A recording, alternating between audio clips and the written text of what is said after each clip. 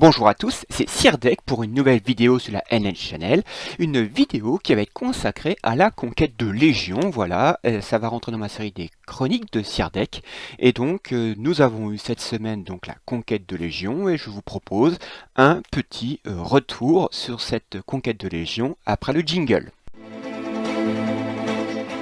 Bien, nous voilà devant le tableau des huitièmes de finale. En face de chaque légion, je vais marquer un certain nombre d'informations qui me semblent importantes pour voir les forces en présence. D'abord, le classement de légion. À côté, la contribution, puisque par exemple entre un deuxième et un troisième, il peut avoir un fort écart de contribution qui montre un poids plus important de la légion. Et surtout, comme c'est un combat des meilleurs joueurs normalement de chaque légion, le nombre de joueurs qu'a la Légion dans le top 50 du duel galactique. Donc le premier combat que l'on voit, c'est The Witcher contre Raitoken. Nous avons deux légions qui s'appellent Raitoken, on va dire la seconde et la première, donc je pense que là on va parler de la seconde. Ils sont sixième au classement, 280 000 contre 315 000 Witcher qui sont deuxième. Et donc on a un fort déséquilibre là, puisque The Witcher a 13 membres de sa légion dans le top 50, ce qui est le plus grande représentation de notre groupement de serveurs, contre 4 pour Raitoken. Le deuxième combat, c'est Raitoken première, on va dire, contre Olympe. Le quatrième contre le 15e. Là, on voit un énorme écart de contribution, plus de 100 000, 287 000 contre 168 000. Et surtout, Raitoken a 8 membres de sa légion dans le top 50, alors qu'Olympe n'en a pas encore. Ensuite, KOTZ, un peu un invité surprise puisqu'ils sont 17e. Donc ils ont pu dépasser notamment en mettant, vous savez c'est basé sur la contribution et on peut rajouter un petit bonus qui est basé sur les ordres de commandement, des choses que l'on gagne dans les modes de Légion. C'est pour ça que c'est très important de les faire. Et donc ils ont visiblement mis tout dans leur ordre de commandement, ce qui leur a permis de se glisser dans les 16 de cette huitième de finale. Donc, KOTZ 17e avec 159 000 de contribution, aucun joueur top 50, contre le 11e, 241 000 et aucun membre dans le top 50. Alors, est-ce que là, le poids de la Légion va parler? On le verra après. Ensuite, nous avons Domitia qui est 12e contre Hispania qui est 10e. Les contributions sont assez proches, 221 000 contre 256 000. On va voir, aucun n'a de joueurs dans le top 50. On va voir si Hispania va faire parler donc son poids de légion. Ensuite, nous allons tout en haut à gauche, un combat du 7e contre le 8e. On pourrait croire, même encore dans les contributions, 275 000 contre 270 000, on dit que c'est un combat très très serré. Et on voit quand même qu'il y a un déséquilibre quand même, puisque la Légion 7 Ordana a 9 membres de sa Légion dans le top 50 du duel galactique. Les Guardians en ont qu'un. Donc là, on voit quand même. On pourrait penser que c'est très équilibré, mais on a un sérieux avantage pour la Légion 7 Horda. Ensuite, ma Légion, nous sommes 13e, 220 000, aucun joueur dans le top 50, contre les Knights of Atlantis qui sont 9e, 267 000 de contribution, aucun joueur dans le top 50, mais on voit un avantage là pour Knights of Atlantis, on était des Suiciders, mais le combat restait, on va dire, on pensait ouvert.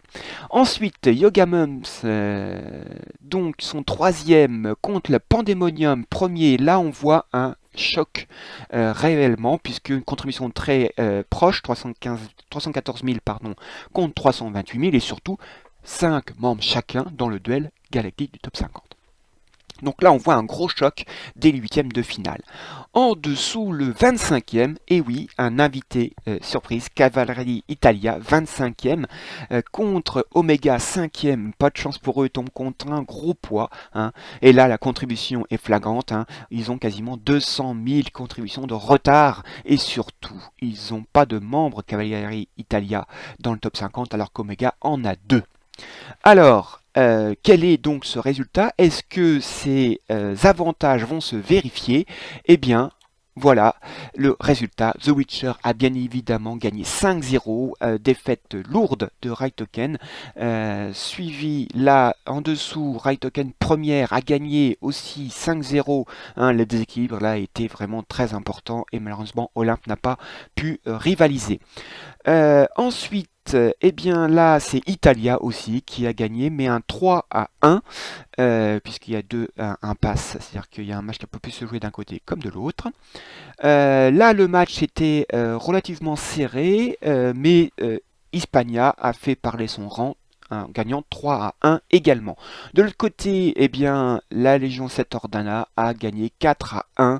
Et oui, ils ont sorti tous leurs grands joueurs. Les Guardians ont résisté comme ils ont pu. D'ailleurs, je fais un salut amical à cette Légion que nous avons rencontrée lors de la conquête précédente. Je leur salue tous, notamment un certain Vega et Nenu, le chef de Légion. Nous n'avons pas fait le poids, malheureusement. La puissance de of Atlantis, qui d'ailleurs est le soutien de leur troisième équipe, puisque c'est Atlantis, c'est la deuxième équipe de Pandemonium. Donc ils ont eu le soutien de nos amis les 47 Ronin, et donc nous n'avons pas fait le poids, nous avons perdu 5-0. Pandemonium, le match était serré sur le papier, et pourtant Pandemonium a fait parler son poids de premier de classement et a gagné 4-1. En dessous, eh bien, malheureusement, Cavalieri Italia n'a malheureusement pas pu faire le poids face à Omega. Le déséquilibre était trop important et donc Omega a gagné un 5-0. Ce que je vous propose, eh bien, c'est de regarder nos matchs à nous, à notre Légion. Et oui, c'est quand même la NH Channel. Je devrais quand même un petit peu montrer les matchs que nous avons faits. Je vous propose d'aller tout de suite sur le jeu. Bien, nous voilà devant le résultat. Comme vous voyez, nous avons un pass et oui, malheureusement, malgré l'énorme travail de Dragon que je salue, deux joueurs s'étaient proposés, Ruzy et Casse-Noisette. Casse-Noisette n'étant pas là, Dragon a pris sa place, mais Ruzy ne s'est s'est présenté beaucoup trop tard et malheureusement, eh bien, ça c'est comme l'équipe est incomplète, nous perdons immédiatement ce match. Donc nous ne verrons pas ce match. On voit le pré-match était opposé à Momo de la Légion 47 Ronin. Je vous propose donc de voir ce match que j'ai perdu évidemment. Pour ce match, j'avais fait donc le choix de ne pas prendre ma légion fétiche, ma team saignement. J'ai décidé de prendre une team Pandore, puis à chaque fois que dans la conquête de légion que j'allais, à chaque fois j'avais des Pandores ou des Orphées. Et donc là, je me dis, je vais tenter donc une team Pandore, Trident. Et donc j'ai la surprise que Momo fait une team Artemis avec Milo GC. Peut-être que si j'avais pris, donc, pardon, un petit peu vite, on va faire en deux fois, pardon. Donc aussitôt, eh bien, Momo attaque en coup blanc ma Pandore Trident, qui tient bien grâce notamment à mon champ surpli. Moi, j'ai mis le champ surpli de Momo en calamité et j'essaye tout de suite de baisser les points. J'avais mon attaque exclamation que je lance sur l'Athéna exclamation de Momo. Malheureusement, ça ne passe pas. Et là, ils attaquent mon Thanatos et ça survit. Là, reverse, mais je refais champ surpli et là j'attaque la calamité pour baisser le plus possible les points de vie. Là on voit que on tue mon Thanatos et là je protège ma Pandore Trident, mon champ surpli se fait exécuter par le Thanatos, je fais un bouclier sur mon Artemis qui était menacé et ils attaquent mon G-Canon qui malheureusement meurt. Ensuite, j'essaye de baisser les points en attaquant la calamité. Malheureusement, le Milo GC est ranimé par Ulysse. Et donc là, c'est très très mal parti pour moi. J'ai quasiment... mes deux gros DPS sont morts. Les champs surpris, je rattaque la calamité. Je fais le choix d'attaquer la calamité pour baisser les points de vie. Je fais tente une Athéma exclamation sur Thanatos. Ils attaquent ma Pandore Trident, évidemment. Le bouclier ne suffit pas. Et là, Milo GC se lance dans sa danse infernale. Alors mon Athéna d'exclamation survit parce que j'ai fait un mu, et donc il m'aura pas tant que je ferai pas mon Athéna d'exclamation, mais de toute façon j'ai perdu, évidemment. Et en plus, il fait protège son Thanatos que j'avais visé. Donc voilà, pour la beauté du geste, mais c'est terminé. Voilà, j'ai tenu 4 tours. Le deuxième combat, Siegfried contre Alda, que je n'ai pas encore visionné, je dois vous avouer, donc je vais le faire en direct différé, on va dire.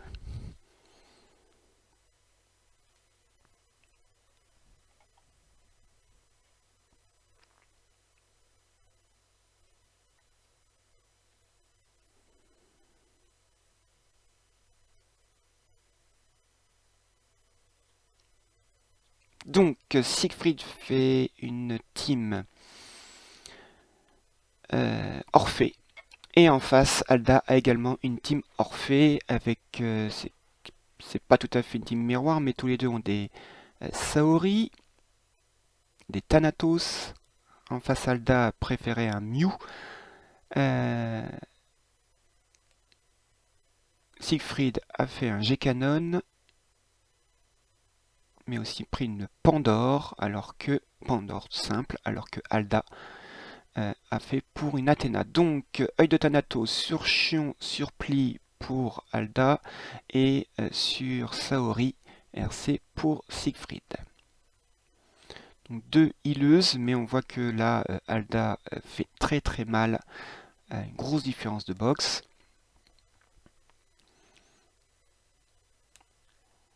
Pour l'instant, évidemment, comme c'est Orphée, oh là là, grosse attaque 2, on va voir si... Allez, on voit tout de suite. Et puis, donc on voit tout de suite que les différences de Thanatos, hein, donc élimination par Athéna de Orphée, de Siegfried.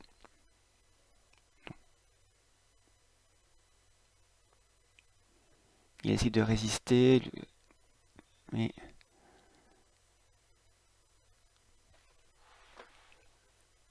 Donc il essaie d'attaquer le champ sur pli, la June meurt. Ouais. Voilà, la Saori est tuée par le Thanatos. Siegfried essaye de tuer le champ sur pli. Et ça ne marche pas. Le Thanatos meurt. Ils essayent d'éliminer le Mew sort. Attaque immédiatement le G-Canon, qui perd sa première vie. L'Athéna exécute la Pandore. Et donc il ne reste plus que G-Canon. Le G-Canon tente de tuer le champ sur pli,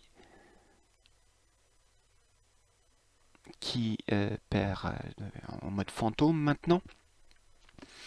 Donc on voit un gros écart de boxe évidemment d'Alda. Très beau match et victoire d'Alda. Bravo à lui. Bien, nous avons de notre côté Yanistou et Yajun57 contre le Doc et Corée pour Atlantis. On voit tout de suite déjà que nous avons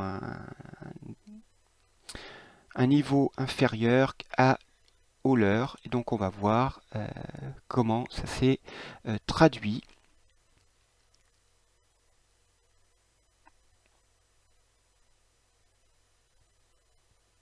Alors, de notre côté, on a un Delbaran GC, Saori RC, un Minos, un Sigima, une Artemis et un Milo GC. Enfin, en face, vous voyez une Artemis et notamment deux Aldébaran GC. Il y a un Thanatos aussi, deux Artemis et un Thanatos. Donc, ils attaquent immédiatement notre Saori RC avec un œil de Thanatos. Nous, de notre côté, on attaque une de leur Artemis. Ils mettent un deuxième œil sur notre Aldébaran GC. Dédoublement d'âme sur Artemis.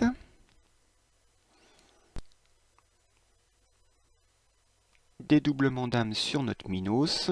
Donc ça commence à être déjà bien affaibli. Donc notre Saori, c'est de healer. Voilà.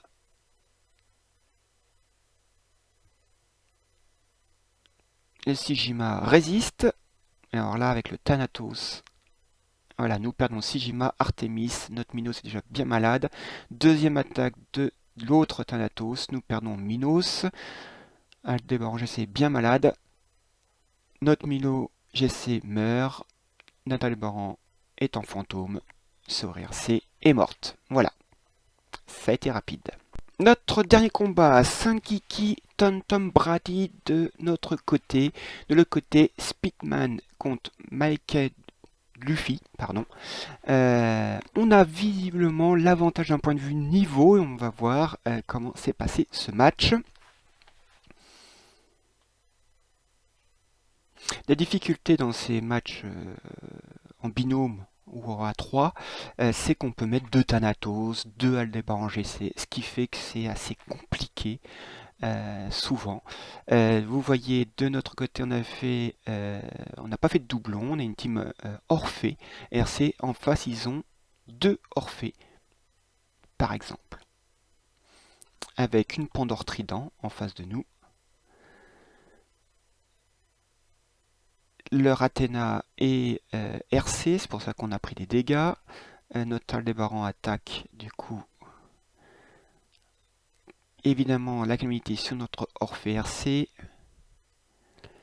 Et leur G-Canon attaque notre Shun Hades. Notre June, ça y est mis en route. Elle va essayer de tanker. Et on voit que, oh là là, les 2 Orphées, voilà, on prend énormément de dégâts aussitôt. Avec les 2 Orphées, voilà, c'est énorme les dégâts que l'on prend. On perd déjà 2 de nos personnes, 3 personnages. On va pas tarder à perdre notre Thanatos. Alors Thanatos fait quelques bons dégâts. Malheureusement, il est exécuté par Athéna. Et il ne reste plus que Ulysse, évidemment, qui va pas durer longtemps. S'il arrive à se ressusciter, il fait même pas le temps de faire. Voilà, c'est terminé. Bien, nous voilà de nouveau sur le tableau. Voilà nos matchs. Eh bien, je trouve qu'on s'est quand même bien défendu. On a fait ce que l'on a pu, mais il y avait quand même un énorme écart de boxe entre nous et nos adversaires, ce qui n'empêche pas que c'est une très belle victoire de Cat of Atlantis. Mais je voudrais quand même saluer tous mes membres qui ont participé à cette conquête. Bravo à eux. On a fait notre maximum. Ça a été une très belle aventure et ce n'est pas grave. On fera peut-être mieux la prochaine fois. Allez, donc, rapidement, les quarts de finale, eh bien c'est Witcher contre Token, le deuxième contre le quatrième. Un match qui semble beaucoup plus équilibré. On a une différence de contribution, mais aussi une différence dans le top 50, 13 contre 8. Mais bon, il y a quand même 9 places dans les équipes, donc ça peut peut-être le faire. Ensuite, le 11e contre le 10e, très très proche au classement, aussi en contribution. Aucun n'a de membres dans le top 50. Là, un match Italia contre Hispania qui semble très équilibré. La Légion 7 Horda rencontre donc ceux qui ont gagné contre nous, Atlantis, le 7e contre le 9e, une contribution assez proche, mais malheureusement un écart énorme d'un point de vue des joueurs en top 50, puisque la Légion 7 Horda en a 9, la Cat of Atlantis en a aucun. Pandemonium Omega, le match semble assez déséquilibré aussi. Le premier contre le 5e, la contribution quand même 40 000 d'écart et top 50, eh bien Pandemonium en a 5, le Omega en a 2. Donc un déséquilibre aussi, un avantage, on devrait dire plutôt à Pandemonium. Alors, eh bien, la victoire de Witcher 4-1. Je pensais que ça aurait été un peu plus serré, mais Witcher a gagné 4-1.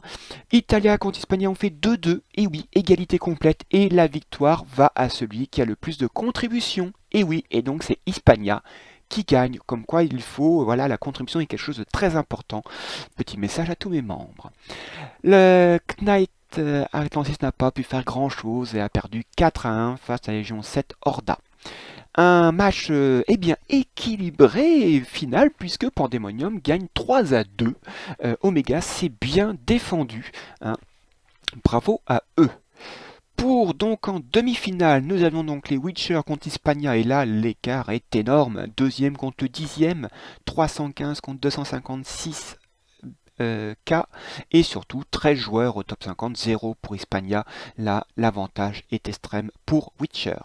Ensuite, eh bien, la Légion 7 Horda, 7ème contre le premier. Hein. Mais si la contribution, là encore, est à l'avantage de Pandemonium, pardon. Par contre, quand on regarde, eh bien, un joueur top 50, eh bien, la Légion 7 Horda en a plus que Pandemonium. Donc, eh bien, on pourrait dire plutôt avantage à Légion 7 Horda. Et donc, on voit, eh bien, The Witcher a largement gagné 5-0. Et un match avec beaucoup plus d'écart que je me l'attendais, puisque la Légion 7 Horda gagne 4-1 contre Pandemonium. Et donc, pour la finale, je vous fais pas de suspense, c'est The Witcher qui a gagné 4-1 contre la Légion 7 Horda. Et oui, là a parlé eh bien, le vivier, on va dire, de top joueurs du côté de The Witcher. Bien voilà, la vidéo se termine sur cette conquête de Légion, une vidéo assez longue, certes, mais je trouvais que c'était intéressant de revenir sur notre propre coupe, on va dire, du monde à notre groupe de serveurs. J'espère que ça vous a plu, n'hésitez pas à mettre un commentaire pour dire ce que vous en avez pensé de ce type de vidéo. J'essaierai de le faire à chaque fois, je ne sais pas si j'aurai le temps, mais j'essaierai. Bien, sur ce, je vous souhaite à tous un bon jeu, amusez-vous bien et à la prochaine fois. Allez, salut!